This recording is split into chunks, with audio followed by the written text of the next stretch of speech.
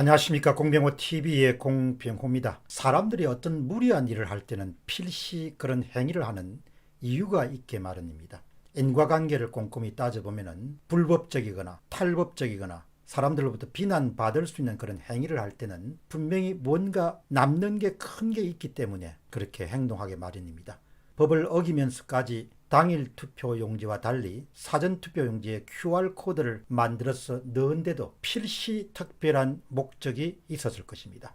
4.15 총선의 개표 조작 의혹 사건과 관련해서 중앙선거관리위원회가 공직자 선거법을 위반하면서까지 사전투표용지에 QR코드를 넣는 것에 집착한 이유는 무엇일까요?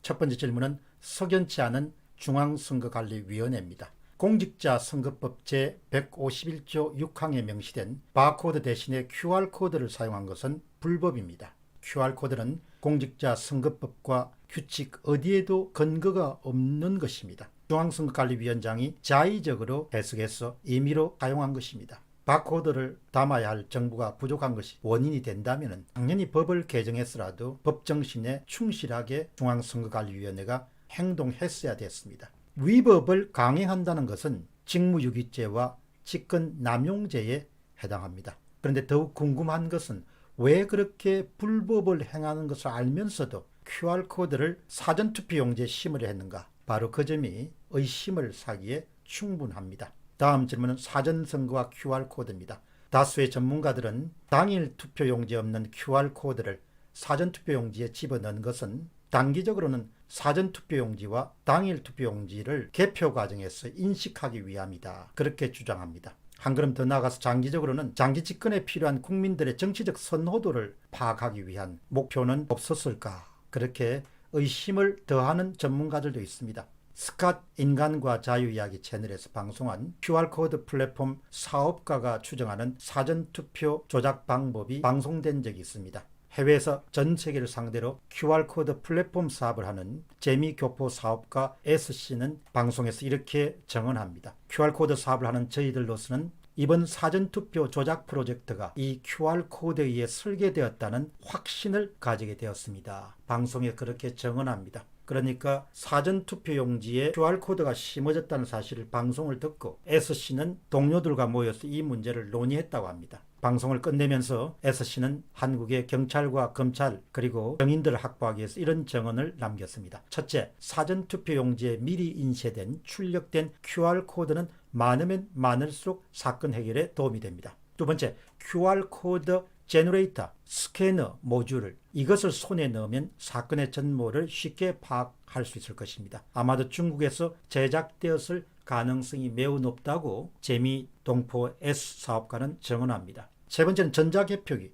사전투표용 내부에 빌트인 QR코드 스캐너가 있을지도 모른다. 그것도 반드시 증거로 확보해야 된다. 그러니까 QR코드 용지가 들어갔을 때 사전 용지와 당일 용지를 구분하기 위해서는 그 안에 빌트인 이미 내장된 QR코드 스캐너가 필요하다는 이야기죠. 그렇기 때문에 이번에 몇몇 후보들이 신청한 증거 보전 신청의 모든 제반 이번 선거에 사용됐던 컴퓨터로부터 시작해서 개표기로부터 시작해서 분류기로부터 시작해서 모든 것을 법원이 증거로 보존해 주는 것이 이번 사건의 실마리를 푸는 데 크게 도움이 될 것입니다. 전자개표 내부에 빌트인 QR코드 읽는 기계인 스캐너가 있을 수 있다는 거죠. 다음 질문, 해외교포 사업가의 추가적인 제보입니다. QR코드 플랫폼 사업가 S씨는 저에게 고국의 앞날을 염려해서 추가적인 제보 메일을 보냈습니다. 메일은 이렇게 시작됩니다. 이번 사전투표에서 전국적으로 3,508개의 개인용 노트와 그리고 프린터가 사용되었습니다.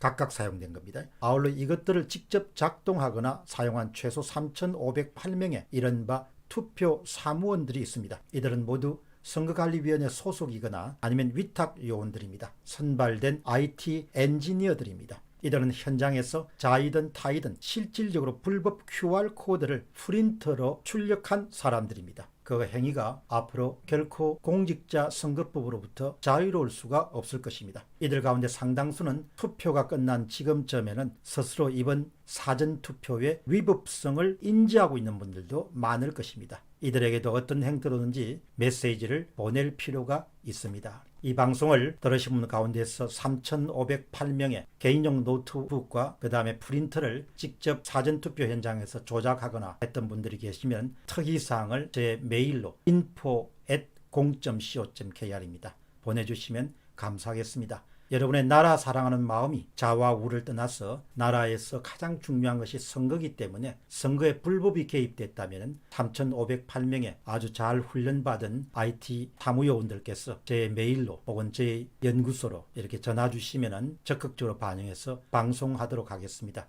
여러분들의 협조와 제보가 우리 위대한 대한민국을 한 단계 더 발전시키고 도약시키는 데 큰 역할을 할 것으로 봅니다. 이렇게 사업을 하시는 해외 동포 속에서 나라의 앞날을 걱정해서 그런 문제를 제기하는 겁니다.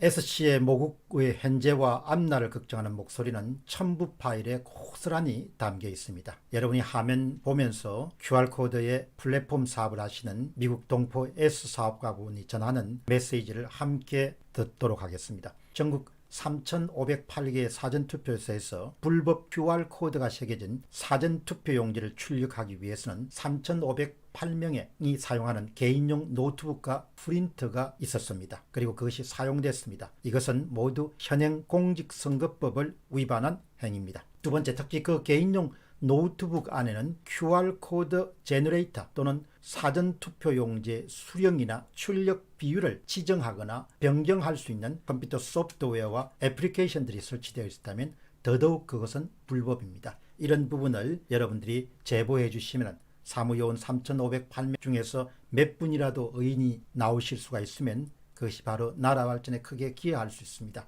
세 번째, 사전투표소에서 이 개인용 노트북을 작동하거나 사용한 최소 3,508명의 선거관리위원회 소속 또는 위임받은 투표 사무요원들은 이번 선거의로부터 자유롭기가 쉽지 않습니다. 그래서 여러분들이 그 제보를 하시면 그런 것을 충분히 우리가 감안할 수 있을 것이다, 그렇게 생각합니다. 3,508개의 컴퓨터를 작동 및 시동한 투표 사무원들은 익명으로라도 메일이나 그 밖의 방법으로 여러분들이 관찰했던 특이사항을 꼭 전달해 주시기 바랍니다. 공병호 TV의 공병호였습니다. 감사합니다.